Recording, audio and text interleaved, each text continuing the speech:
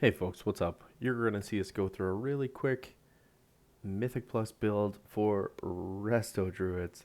If you're not familiar, we're going to do a really quick build here. Tier 1, Scenario and Ward is the play. Doesn't matter what key you're looking at. It's an incredible tank healing and synergizes well with the legendary Verdant Infusion. You should be loading up on that if you don't have it crafted yet.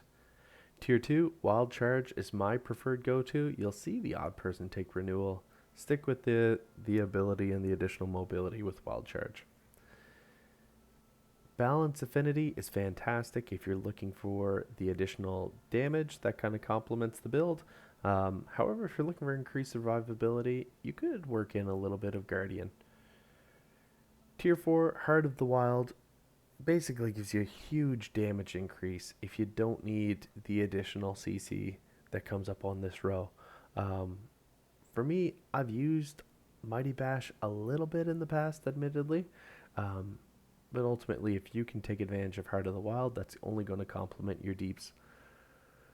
Tier 5, Soul of the Forest is the best, but all three of these talents are viable, ultimately at the lower keys as well.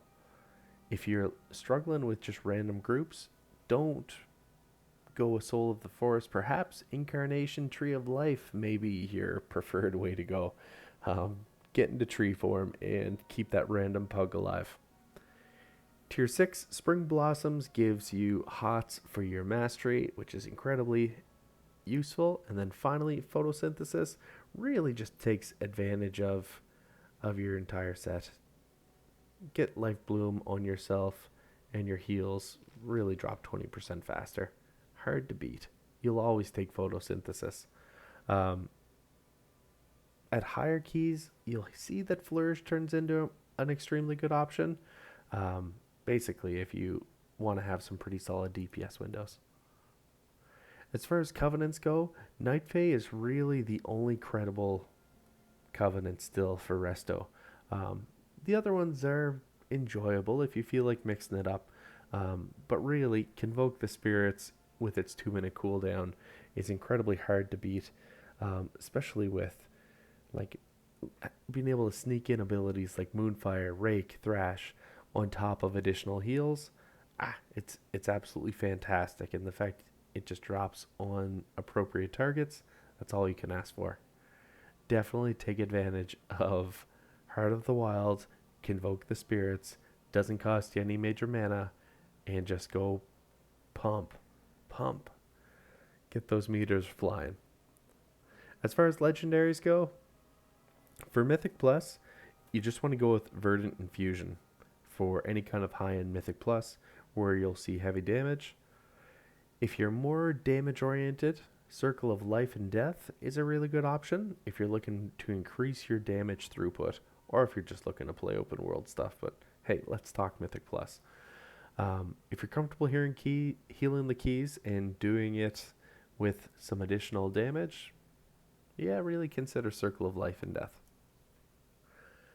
Finally, if you are totally new to the spec, what you want to be prioritizing in Mythic Plus is Intellect, then Mastery, Haste, Crit, and finally Verse.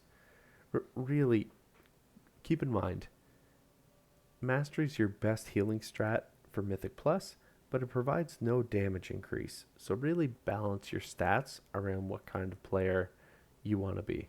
Mastery really complements Harmony, and your healing gets increased by a percentage of each of your restoration healing over time effects on the target. Whew, that's a mouthful, isn't it? Yeah, that's honestly it, folks. I hope if you're on the Alliance side, you're rocking Night Elf. They're really, the racials are hard to beat. Um, Alternatively, if you're on the Horde side, load up on Troll. Just having the extra haste makes a huge difference. If you're not Troll, go High Mountain Tauren. Take advantage of the additional versatility. Most importantly, have a ton of fun. That's what Resto Druid is all about in Mythic Plus. You are the go-to healer in all groups. All right, thanks for watching, folks. Punch that subscribe button. Later.